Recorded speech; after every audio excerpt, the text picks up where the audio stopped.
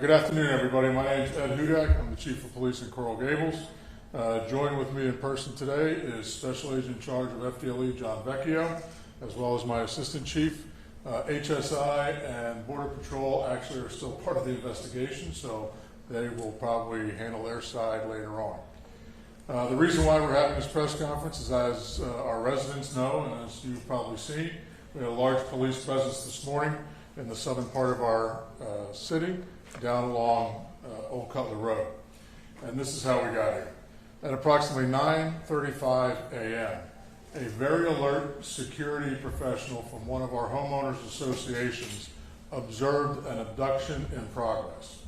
This happened on Old Cutler Road. There was a Toyota involved as well as a U-Haul truck. Alertly, she notified one of our patrolling officers about what she had observed. The officer immediately took action, put out what we call a bolo to alert the rest of the officers. Subsequent to that, the officer observed the individual Toyota as well as the U-Haul some lengths away. A felony stop by the Coral Gables Police Department had taken place. At that time, as the individuals in the car were safely removed, along with the individual woman that was observed by the witness, the subsequent investigation of the U-Haul truck, one of the officers noticed in the back several individuals, at which point, fearing for their safety, the officers removed or opened the back of the truck, which revealed 21 predominantly Chinese nationals. There has been identification from that country as well as electronics.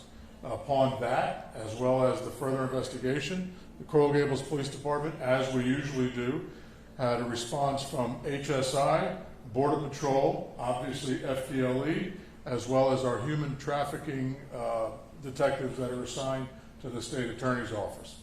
The further investigation actually yielded the fact that we do believe these individuals were brought here by the water.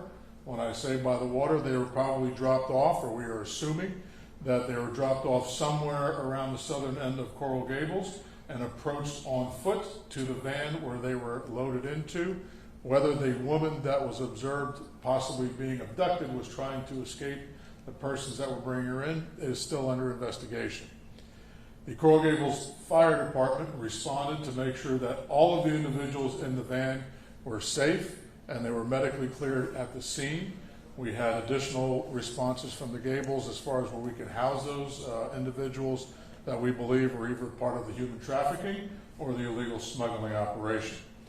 The scene was cleared and the individuals taken into custody both for possible crimes, but also the individuals who were not here legally were turned over and taken by Border Patrol for one further processing, as well as the investigation into the possible smuggling of human trafficking of individuals here. I just want to say the reason why you saw what you saw was because in Miami-Dade County, along with the sheriff and our partners at FDLE, this is how we operate. We are one team. You know, this started off as the investigation of a crime. This was not based on intelligence that somebody was illegally trying to enter our country. The police department responded to that alleged crime by a very alert citizen. By that means I think we've saved some lives. If it was the trafficking side, yet to be determined. But our work with HSI, with Border Patrol, with FDLE, and with the State Attorney's Office is exactly what we do down here in South Florida. So we wanted to get that out, but we wanted to make sure everyone knew exactly what was going on this morning when they saw it. With that, before we go into Spanish from my PIO, if there's any questions that I can elaborate on, I will. Anything as far as the investigation, we obviously, unfortunately, have to refer you over to HSI or Border Patrol. Yes, sir. Yes, sir. You said 21 predominantly migrants from China. Predominantly because you have other nationalities, and do you have the breakdown? Is it like how many males, how many females? Yes, we had 21 individuals were actually inside of the van. They were, when I say predominantly Chinese, there was also Ecuadorian, Brazilian, and Cuban. So those are the individuals, not necessarily in the van, but also in the car.